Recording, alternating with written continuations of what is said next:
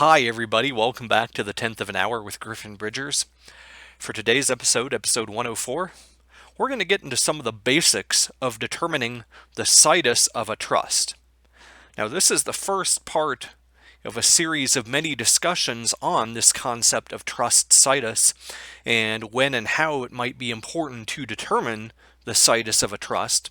And there's not going to be a lot of depth to today's discussion. We're really just going to scratch the surface on a lot of things, and we'll dive into the specific goals for this episode in a second. But for the time being, I want to remind you that, as always, this presentation is not intended to substitute for legal or tax advice and is provided for educational purposes only. Now, as I mentioned, since we're scratching the surface, my goal for this episode and what you should take away from it is a little bit different than a lot of the episodes we've had so far. This is really just priming you as an introduction for subsequent Trust Situs episodes, because our goal for today's episode is not to help you draw conclusions regarding Trust Situs, but more to give you a roadmap of the broad questions that apply to help you reach those conclusions yourself once you've gone through a lot of these episodes and discussions. And in subsequent episodes, we're going to drill down on each concept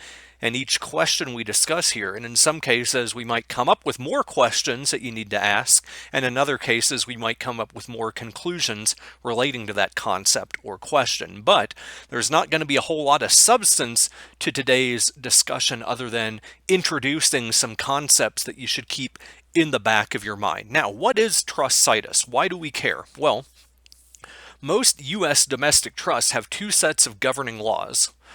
One determines how the words in the trust are interpreted, and the other determines how the words in the trust are applied. So the first, interpretation of trust terms, is also known as the law of construction, and that's usually selected by the grantor and is usually based on the state in which the grantor was domiciled at the time that the trust was created.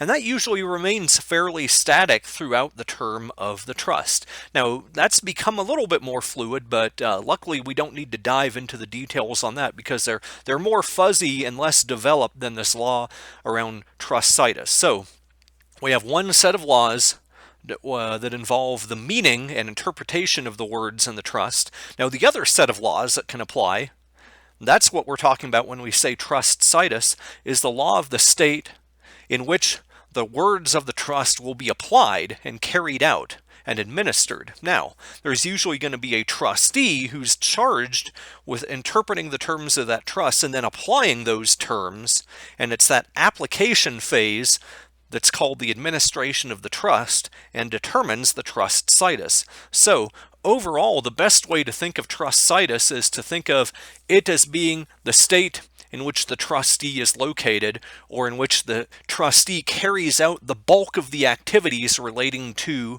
the application of the words contained in the trust. Now, trust situs used to be pretty easy. It was really just usually by presumption the same state as the grantor's state of domicile, or if different, the state where the trustee might be located at any given time. However, especially in the COVID world, maybe even the post-COVID world, depending on changes in work arrangements, the concept of trust situs is going to become more fluid. And there are several competing interests that can come into play here, and those are going to keep broadening as times go along. I also want to note that it's getting more difficult to definitively determine the state that has the most ties to a trust, because what we're about to see is that the grantor can still select the trust situs, but the trust situs might be in a state where the grantor has no ties, or where beneficiaries of the trust have no ties as well, other than the actual trust agreement and the arrangement with the trustee. Now, why are we determining trust situs? This is a question you need to ask because the set of the analysis you really carry out and the set of concepts you look at might differ based on your purpose for determining trust situs. Now, traditionally, and this is still the case, trust situs usually drives the question of which court has jurisdiction and venue when it comes to any disputes regarding the administration of the trust. So in other words, if there's a disagreement between the trustee and maybe a beneficiary or a grantor regarding how do you apply the words in that trust, then you have to determine in which court in which state will hear that dispute.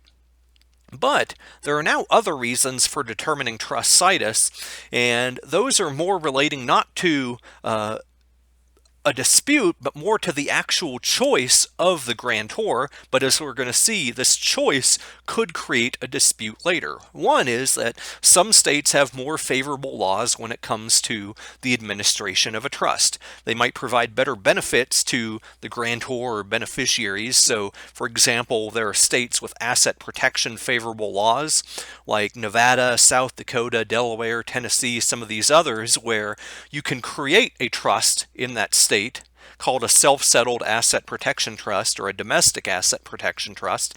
And as the grantor, you can put assets into that trust and protect them from claims of creditors against you, at least after a period of time elapses between the date of the funding of the trust and the date of the creditor claim, or when the creditor claim arises. There's a whole bunch of analysis that goes into that, so we're just going to scratch the surface on that today. And increasingly, too, state income tax purposes might drive the selection of trust situs, because some states only tax the income of trusts which are administered in that state, and that means that a grantor in some high income tax states might be able to establish a non-grantor trust in a low income tax state or even a no income tax state. And by doing so, as long as there's no income sourced from the high income tax state, that allows the grantor to lower his or her overall state income tax liability by escaping tax on income in their state of domicile. And also, I want to mention that the Uniform Trust Code has kind of enabled a lot of this by making the trust situs concept more fluid and allowing it to be switched midstream. Now, the biggest problem, I guess, in the trust situs analysis, and where a lot of the disputes and uncertainty might be arising, is with conflicts of law. Because the more states that are involved, the more potential for conflict between those states. So, this is especially the case when a grantor selects situs in a state where the grantor has no ties to begin with, by relationships or by property or presence or business or whatever the case might be. Now, there could be a conflict of laws between the grantor's state of domicile and the state of trust situs. That's especially the case where there is a public policy against avoiding creditor claims and things of that nature. And in that case, public policy may tip the scales back to the grantor's state of domicile when settling a conflict of law type of dispute. And then there's other purposes, maybe looking to the beneficiaries themselves, such as with income tax, as we saw in a previous episode with the Kastner case, or the exercise of a power of appointment. So there might be a conflict of laws between a beneficiary's state of domicile and the state of trust situs. And a lot of that relates to the fact that even when there is a spendthrift clause, an interest in a trust is often treated as intangible personal property in the hands of the beneficiary. Even though the beneficiary may not have the right to transfer that property, they still benefit from it. It's a beneficial interest which rises to the level of intangible personal property, and intangible personal property is tied to the domicile of the beneficiary. Now, with increasing trust advisor and trust protector roles, there could be a number of people who advise the trustee and direct the trustee in a formal arrangement under the trust. And that means there could be conflicts of laws as well between all the various states where the trustee might be and each of the trust advisors might be, and where those trust advisors perform activities. And then finally, what we're seeing unique to COVID is that in a virtual working world, even though the situs of a trust might be in one state, the trust officer who works on that trust and does the administration of that trust might be domiciled and working in another state.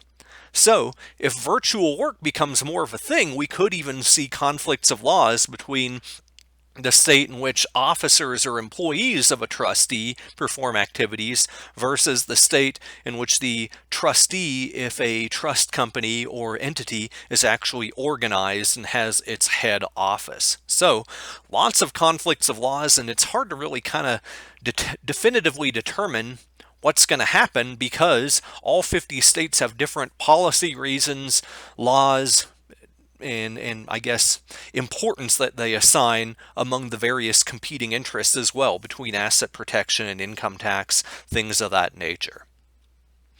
So as I mentioned, this is really just a basic introduction. Stay tuned if you want to hear more about Trust Situs.